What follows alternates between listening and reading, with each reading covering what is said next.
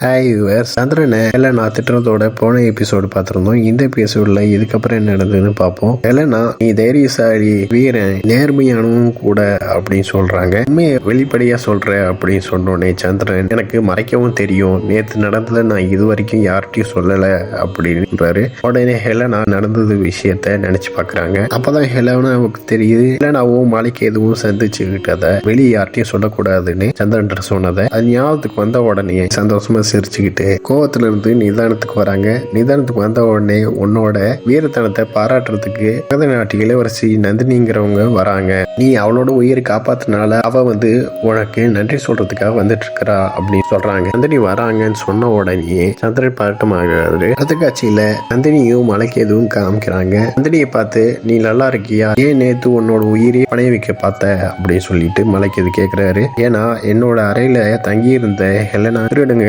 கடத்திட்டு போனாங்க. அவளோட சத்தம் கேட்டனாலதான் அவளை காப்பாற்றுறதுக்காக நான் போனேன். மகநாட்டு இளவரசியா இருந்து நான் இது கூட செய்யாம எப்படின்னு நந்தினி சொல்றாங்க. இதை கேட்டுட்டு மலைக்கு எதுவும், நீங்க 2 பேருமே போனதை நான் பார்த்தேன். பார்த்த உடனே என்னோட சேனைப்படைகளோடு ரெண்டு பேர்த்தையும் நான் காப்பாத்தினேன் சொல்றாரு. நான் தான் உன்னைய திருடன்ட்டு இருந்து காப்பாத்தினேன் அப்படின்னு நந்தினிட்ட மலைக்கு எது சொன்ன உடனே சந்தை பார்வையோட பாக்குறாங்க. முன்னாடி நான் சந்திச்சிருப்பேன், உன்னோட சுயம்பரத்துக்கு வர வேண்டியது என்னை யாரும் தெரியலையா, என் பேரு தான் மலைக்கு எது, என்னோட பேரை வச்சுக்கிட்டு ஒருத்தன் மார்வேஷத்துல வந்திருந்தானே அப்படின்னு தன்னை அறிமுகப்படுத்திக்கிறாரு. நந்தினியும் மலைக்கு எதுவும் பேசிட்டு இருக்கிறத பத்மநாதனும் பர்வதக்கரசரும் பாக்குறாங்க. பார்த்துக்கிட்டு சந்தோஷப்படுறாங்க. இவங்க 2 பேரும் பார்த்து அறிமுகப்படுத்திக்கிட்டாங்க, நம்மளோட வேலையை எளிதாக்கிட்டாங்க அப்படின்னு பர்வதக்கரசர் பத்மநாதன் சொல்றாரு. இதை சொல்லிட்டு இதுக்கு மேல நம்ம தாமதிக்க கூடாது அப்படிங்கிறாரு பர்வதக்கரசர். ஆமா அப்படின்னு பத்மநாதன் சொல்றாரு. அடுத்த காட்சியில மலைக்கு எதுவும் நந்தினியும் காமிக்கிறாங்க. உங்களோட அழைப்புல நான் வர முடியல, அதனாலதான் அவன் வந்துட்டான். ஆனா என்னோட தந்தை சொல்லியிருந்தாரு, என்னோட பட்டாபிஷேகத்துக்கு அப்புறமேட்டு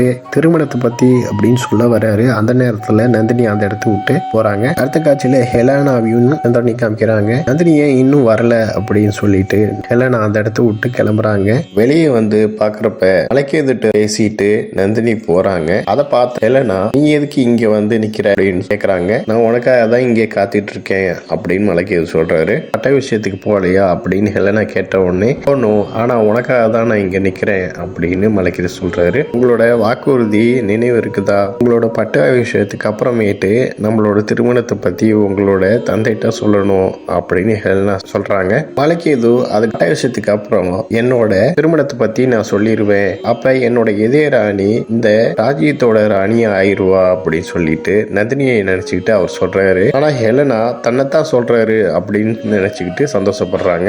அடுத்த காட்சியில நந்தினி பத்மநந்தனை பார்க்க போறாங்க. அந்த நேரத்துல பர்வதக்கரசர், பட்டாபிஷேகத்துக்கான நேரம் ஆயிடுச்சு, நான் பட்டாபிஷேகப்ப நான் உங்களை சந்திக்கிறேன் அப்படின்னு சொல்லிட்டு அந்த இடத்த விட்டு போறாரு. போறப்ப அவரு நந்தினியை பார்த்து சிரிச்சுட்டு போறாரு. இதை பார்த்த நந்தினி பத்மநாதன், எதுக்காக என்னைய பார்த்து சிரிக்கிறாரு அப்படின்னு கேக்குறாங்க.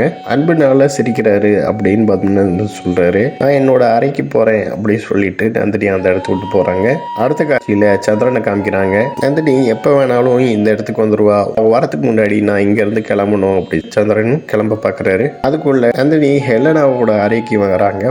தப்பிச்சேன், இல்லாட்டி தந்தை திருமணத்தை பத்தி பேசிடுவாரு, இது என்னோட அறை இல்லையே, ஹெலனாவோட அறையாச்சே அப்படின்னு சொல்லிட்டு சுத்தி முத்தி பாக்குறாங்க. உள்ள நுழையிறப்ப சந்திரன் அந்த இடத்துல முகத்தை மறைக்கிற மாதிரி ஒரு தலைக்கவசம் அணிஞ்சிருக்காரு. சந்திரனை பார்த்த உடனே, நீ தானே பாரநாட்டு வீரன், நேத்து என்னையும் ஹெலனாவையும் காப்பாத்தினது நீ தானே, உனக்கு நன்றி சொல்றதான் நான் இங்க வந்தேன் அப்படின்னு சொல்றாங்க. உடனே சந்திரன் பழச நினைச்சு பாக்குறாரு. நீங்க எனக்கு நன்றி சொல்ல தேவையில்லை, ஏன்னா ஹெலனாவை காப்பாத்துற நேரத்துல நீங்களும் அங்க இருந்தீங்க, அதனாலதான் நான் உங்களை காப்பாத்தினேன் அப்படின்னு சந்திரன் சொல்றாரு. இதோட இந்த எபிசோட் முடியுது. நெக்ஸ்ட் எபிசோட்ல பார்க்கலாம். இந்த சேனல் சப்ஸ்கிரைப் பண்ணுங்க, அண்ட் பெல் பட்டனையும் பிரஸ் பண்ணுங்க, லைக் பண்ணுங்க, ஷேர் பண்ணுங்க. தேங்க்யூ.